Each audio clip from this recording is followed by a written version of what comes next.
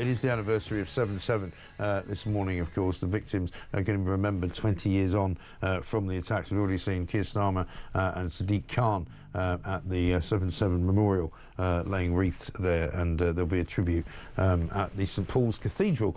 We'll hear from the King as well. Right now, to speak to Professor Anthony Glees, Director of the Centre for Security and Intelligence Studies at the University of Buckingham. Professor, very good morning to you.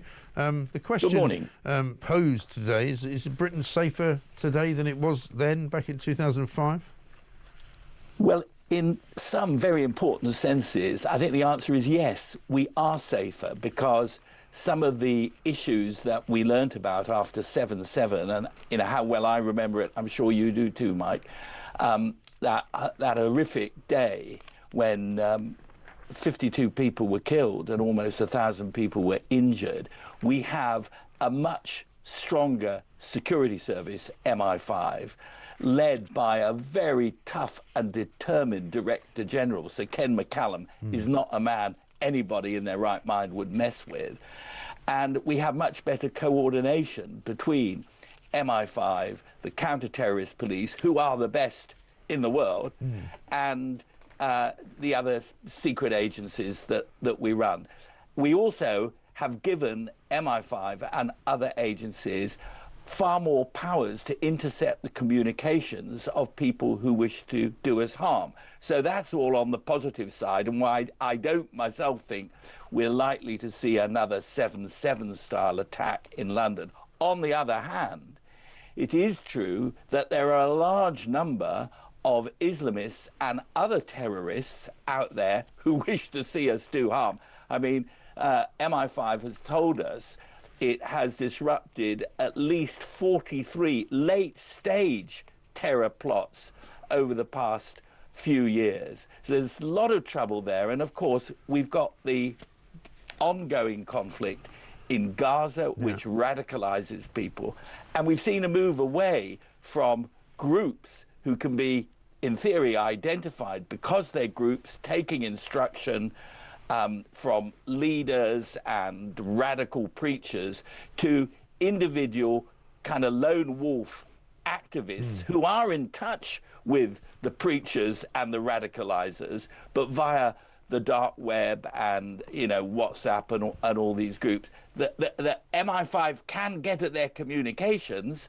It's a double-edged sword. On the one hand, the communications help the terrorists, the would-be terrorists. On the other hand, they also help the security authorities get hold of them before they do damage. So it's slightly mixed, but on the whole, I'm positive. Yes. And one of the things that we see, I suppose, less of, thankfully, is the suicide bomber. That was very much a thing, wasn't it, when 7/7 happened? And then I remember also the time they tried to repeat it. I think it was on the 21st, a couple of weeks later.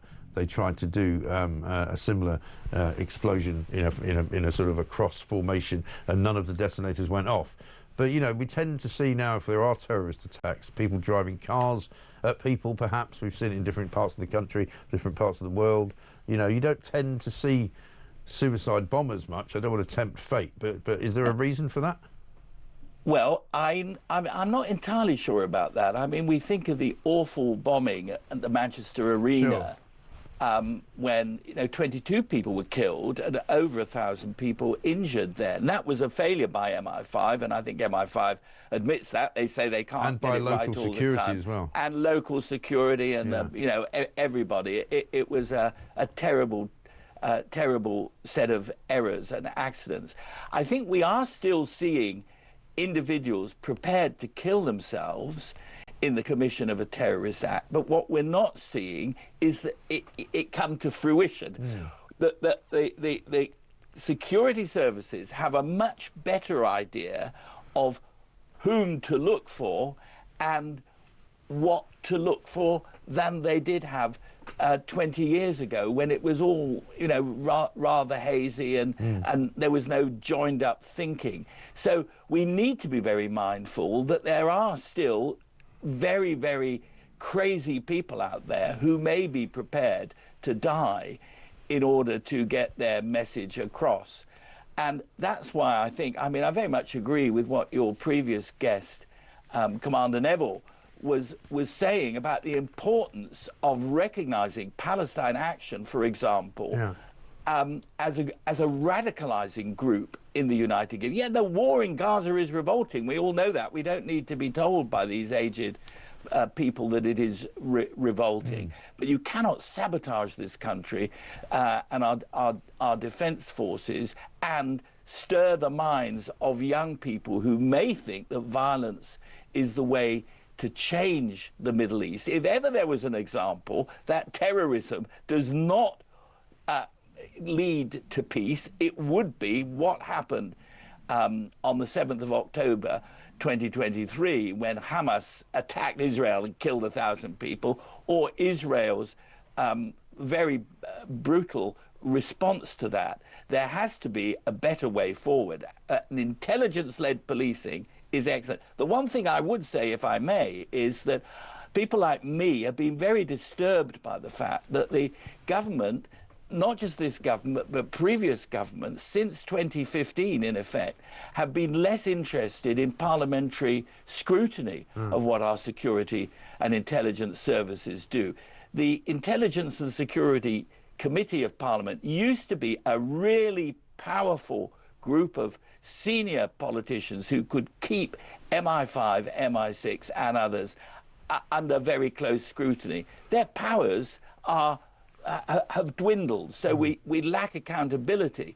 And we learnt from 7/7 that holding the feet of our security community to the fire was one way we have got much better security today. Yeah, I mean, the problem for us, I suppose, is money, as it always is, in terms of how much you can spend. I know, Keir Starmer said to us, only last month, that we're on a war footing because we get attacked by Russia every single week, every single day sometimes. It doesn't feel like he's mentioned that since then. We've also got, you know, the worry of so many people being in this country. I mean, we understand, I saw a figure the other day, that there's something like 500 terrorists who are currently people walking the streets who have been inside prison for various offences that they've committed in the past, and now they're out. And nobody really knows if they've been, you know, and they've had their sort of claws removed, if you like, or whether they still believe the things that they believe. The terrorists in the Daily Telegraph today teaching gangster inmates how to make bombs in British prisons because there's a problem with Islamist gangs. You know, there's an awful lot going on, it would seem, in this sphere that we don't really know about. So in a way, I'm surprised. I'm glad that you say we feel safer and we are safer than we were, but it hasn't gone away, has it? Oh, it definitely hasn't gone away. And in some sense, as I say, it's got worse. It's just that our security community has, on the whole, got much better at knowing where to look and who to look for. But the fact that young people out there are turning to terrorism, the fact that making sure we know that they're doing this is becoming increasingly complex, particularly with, you know, the American social media platforms that don't like the fact that we don't want complete end-to-end encryption in this country. Yeah, that's why we don't want people to communicate in such a way that our guys in GCHQ in Cheltenham and MI5 in Thames House can no longer pick up their messages. We need to be able to read their messages. If you've got nothing to hide, you really shouldn't worry about these powers, and they are carefully legislated. MI5 is not blameless, as I say, but we should never forget these are incredibly brave people, like the cops, even other cops on the clip you showed of Palestine Action. They walk towards those who want to do us harm. They don't walk away from them. And as long as we have people like that, and we are very aware of the distinction between Islam and Islamism. But where we find Islamism, we are absolutely right to go after it. And the horrific attacks of 7/7 and those that followed a fortnight later, the Manchester Arena, they must ensure we do not take our foot off the accelerator. Security is absolutely vital. All the other things we want in this fair island of ours come only if we are secure in our shores. Yeah. Very well said. Professor Anthony Glees, thank you very much indeed, Director for the Centre for Security and Intelligence Studies at the University of Buckingham.